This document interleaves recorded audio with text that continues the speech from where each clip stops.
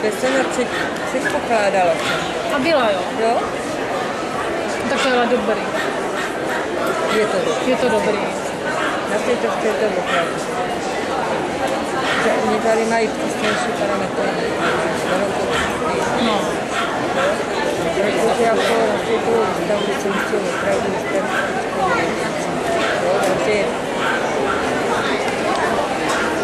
Když člověk dostane výbornou, tak si myslím, že už jako...